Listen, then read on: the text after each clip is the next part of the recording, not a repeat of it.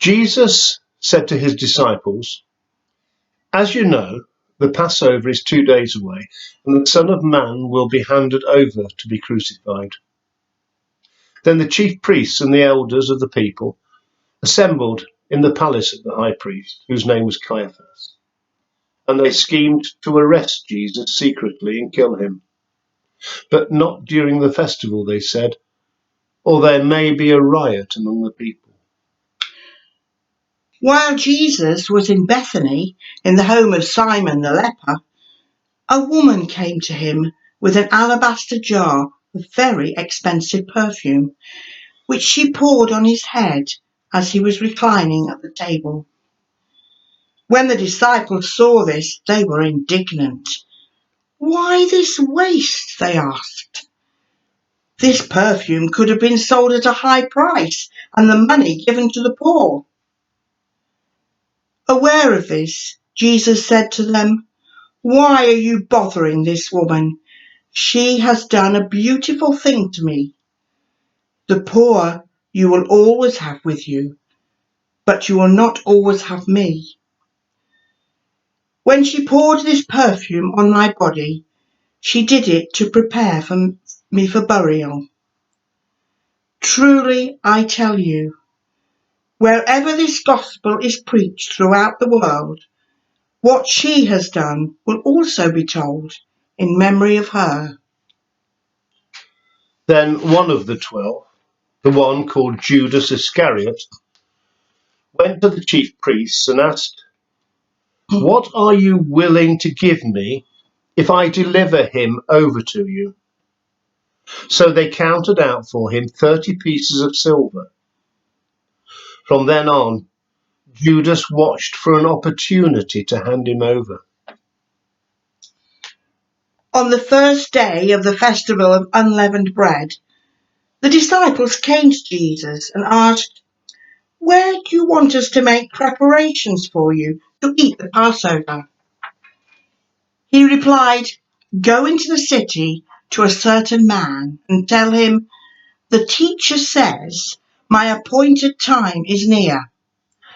I am going to celebrate the Passover with my disciples at your house.'" So the disciples did as Jesus had directed them and prepared the Passover. When evening came, Jesus was reclining at the table with the 12. And while they were eating, he said, "Truly, I tell you, one of you will betray me." They were very sad and began to say to him, one after the other, "Surely you don't mean me, Lord." Jesus replied, "The one who has dipped his hand into the bowl with me will betray me. The Son of Man will go just as it is written about him. But woe to that man who betrays the Son of Man. It will be better for him if he had not been born." Then Judas, the one who would betray him, said, "Surely you don't mean me, Rabbi." Jesus answered, "You have said so." While they were eating, Jesus took bread, and when he had given thanks, he broke it and gave it to his disciples, saying, "Take and eat. This is my body." Then he took a cup, and when he had given thanks, he gave it to them, saying, "Drink from it, all of you. This is my blood of the covenant, which is poured out for many for the forgiveness of sins. I tell you, I will not drink from this fruit of the vine from now on until that day when I drink it new with you in my Father's kingdom." When they had sung a hymn, they went out to the Mount of Olives. Then Jesus told them, "This very night you will all fall away on account of me, for it is written, 'I will strike the shepherd, and the sheep of the flock will be scattered.'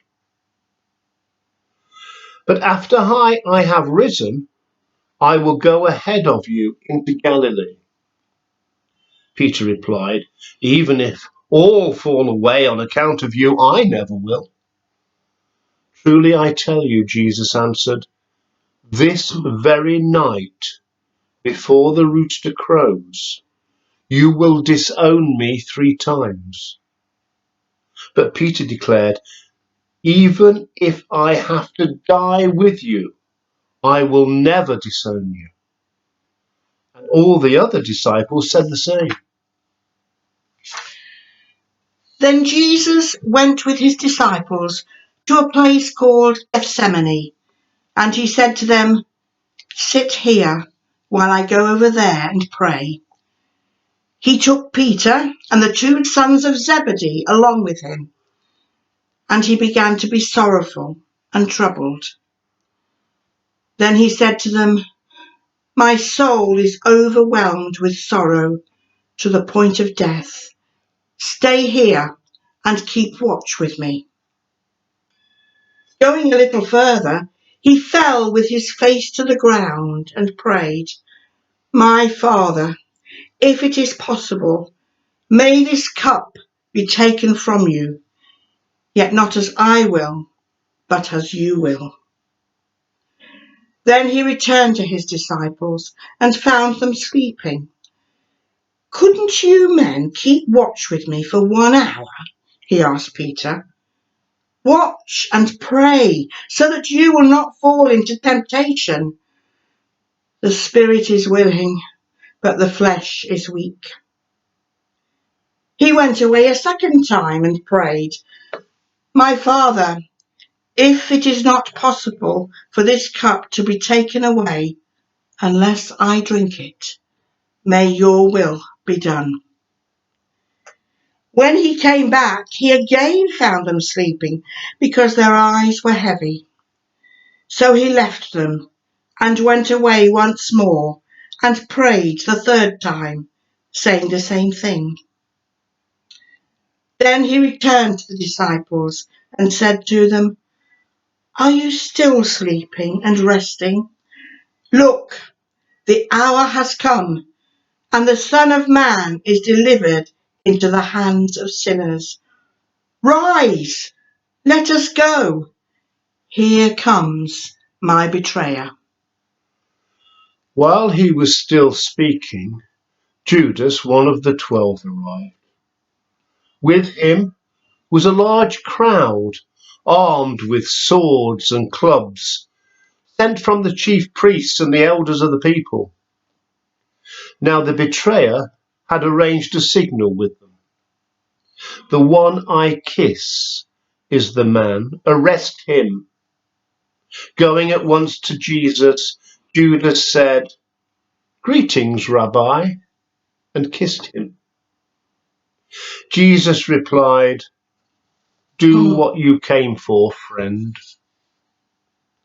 Then the men stepped forward, seized Jesus and arrested him. With that, one of Jesus' companions reached for his sword, drew it out, and struck the servant of the high priest, cutting off his ear. Put your sword back in place, Jesus said to him, for all who draw the sword will die by the sword. Do you think I cannot call on my Father, and he will at once put at my disposal more than 12 legions of angels? But how then will the scriptures be fulfilled that say it must happen in this way? In that hour, Jesus said to the crowd, Am I leading a rebellion that you have come out with swords and clubs to capture me? Every day I sat in the temple courts preaching, and you did not arrest me. But this has all taken place, that the writings of the prophets might be fulfilled. Then all the disciples deserted him and fled. Those who had arrested Jesus took him to Caiaphas, the high priest, where the teachers of the law and the elders had assembled. But Peter followed him at a distance, right up to the courtyard of the high priest. He entered and sat down with the guards to see the outcome. The chief priests and the whole Sanhedrin were looking for false evidence against Jesus so that they could put him to death. But they did not find any, though many false witnesses came forward. Finally, 2 came forward and declared, "This fellow said, 'I am able to destroy the temple of God and rebuild it in 3 days.'"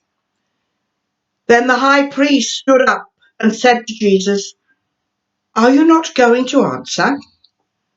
What is this testimony that these men are bringing against you?" But Jesus remained silent.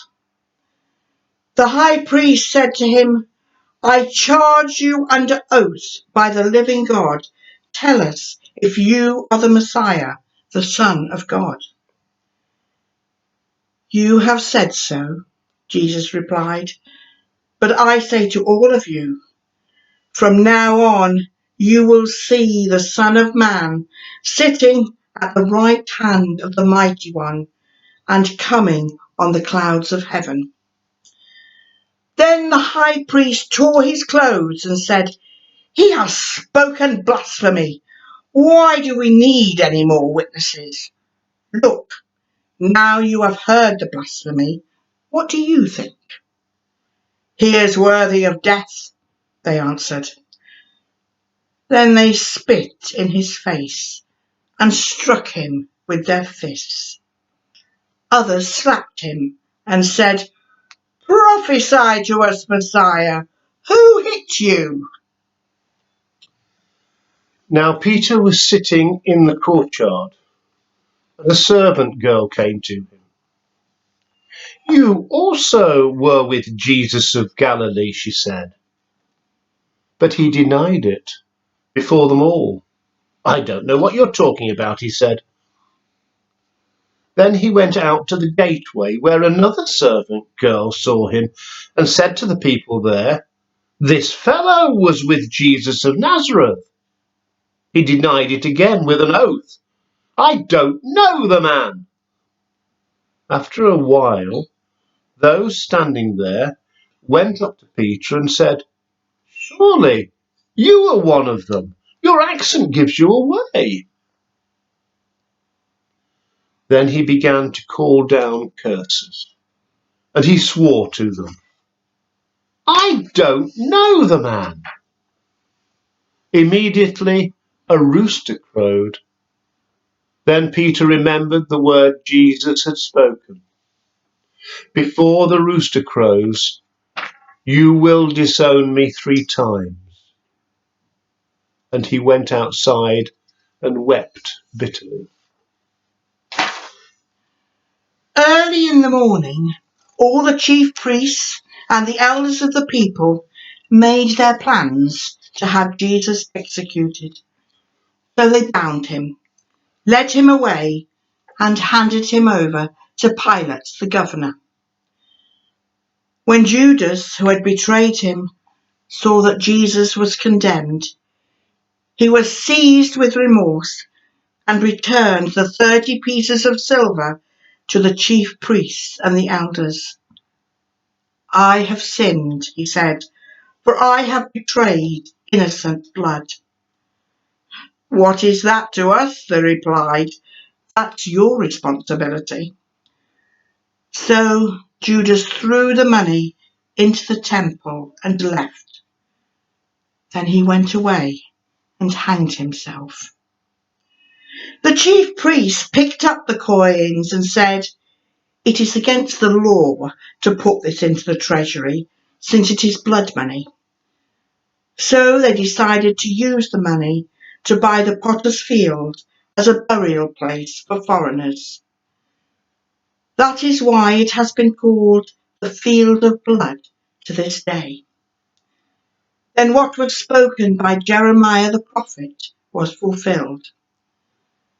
Then they took the 30 pieces of silver, the price set on him by the people of Israel, and they used them to buy the potter's field, as the Lord commanded me.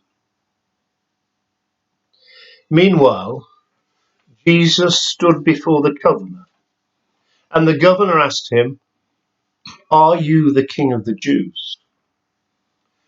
"You have said so," Jesus replied. When he was accused by the chief priests and the elders, he gave no answer. Then Pilate asked him, "Don't you hear the testimony they are bringing against you?" But Jesus made no reply, even to a single charge, to the great amazement of the governor. Now it was the governor's custom at the festival to release a prisoner chosen by the crowd. At the time, they had a well-known prisoner whose name was Jesus Barabbas. So when the crowd had gathered, Pilate asked them, "Which do you want me to release to you? Jesus Barabbas, or Jesus who is called the Messiah?" For he knew it was out of self-interest that they had handed Jesus over to him. While Pilate was sitting on the judge's seat, his wife sent him this message: "Don't have anything to do with that innocent man, for I have suffered a great deal today in a dream because of him." But the chief priests and the elders persuaded the crowd to ask for Barabbas and to have Jesus executed. "Which of the two do you want me to release to you?" asked the governor. "Barabbas," they answered. "What shall I do then with Jesus who is called the Messiah?" Pilate asked. They all answered, "Crucify him." "Why? What crime has he committed?" asked Pilate. But they shouted all the louder, "Crucify him." When Pilate saw that he was getting nowhere, but that instead an uproar was starting, he took water and washed his hands in front of the crowd. "I am innocent of this man's blood," he said. "It is your responsibility." All the people answered, "His blood is on us and our children." Then he released Barabbas to them, but he had Jesus flogged and handed him over to be crucified. Then the governor's soldiers took Jesus into the praetorium and gathered the whole company of soldiers around him. They stripped him and put a scarlet robe on him, and then twisted together a crown of thorns and set it on his head. They put a staff in his right hand. Then they knelt in front of him and mocked him. "Hail, King of the Jews," they said. They spat on him and took the staff and struck him on the head again and again.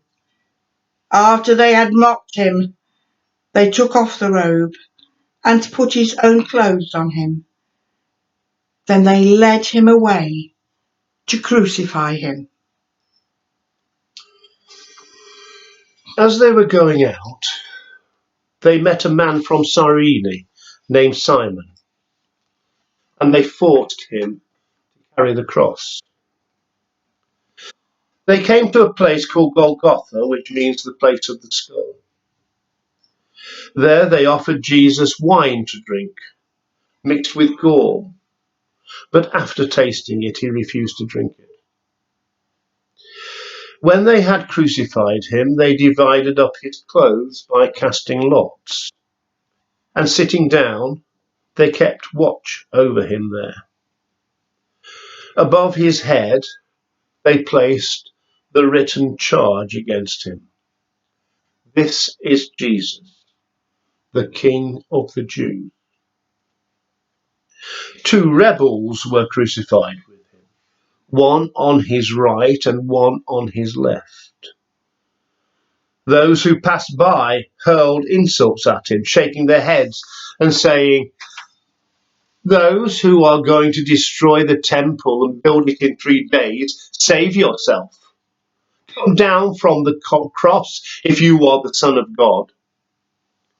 In the same way, the chief priests, the teachers of the law, and the elders mocked him. He saved others, they said, but he can't save himself. He's the King of Israel. Let him come down now from the cross, and we will believe in him. He trusts in God. Let God rescue him now if he wants him. For he said, "I am the Son of God." In the same way, the rebels who were crucified with him also heaped insults on him. From noon until 3 in the afternoon, darkness came over all the land. About 3 in the afternoon, Jesus cried out in a loud voice, "Eli, Eli, lema sabachthani," which means, my God, why have you forsaken me?" When some of those standing there heard this, they said, "He's calling Elijah." Immediately one of them ran and got a sponge. He filled it with wine vinegar, put it on a staff, and ordered it to Jesus to drink.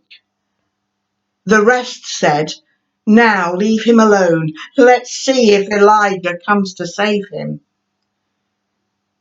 And when Jesus had cried out again in a loud voice, he gave up his spirit. At that moment, the curtain of the temple was torn in two from top to bottom. The earth shook, the rocks split, and the tombs broke open. The bodies of many holy people who had died were raised to life. They came out of the tombs after Jesus' resurrection and went into the holy city and appeared to many people. When the centurion and those with him who were guarding Jesus saw the earthquake and all that had happened, they were terrified and exclaimed, "Surely he was the Son of God." Many women were there watching from a distance. They had followed Jesus from Galilee to care for his needs. Among them were Mary Magdalene, Mary the mother of James and Joseph, and the mother of Zebedee's sons. As evening approached, there came a rich man from Arimathea named Joseph, who had himself become a disciple of Jesus. Going to Pilate, he asked for Jesus' body, and Pilate ordered that it be given to him. Joseph took the body, wrapped it in a clean linen cloth, and placed it in his own new tomb that he had cut out of the rock. He rolled a big stone in front of the entrance and went away. Mary Magdalene and the other Mary were sitting there opposite the tomb. The next day, the one after Preparation Day, the chief priests and the Pharisees went to Pilate. "Sir," they said, "we remember that while he was still alive, that deceiver said, 'After 3 days I will rise again.' So give the order for the tomb to be made secure until the 3rd day. Otherwise, his disciples may come and steal the body and tell the people that he has been raised from the dead. This last deception will be worse than the first." Take a guard, Pilate answered.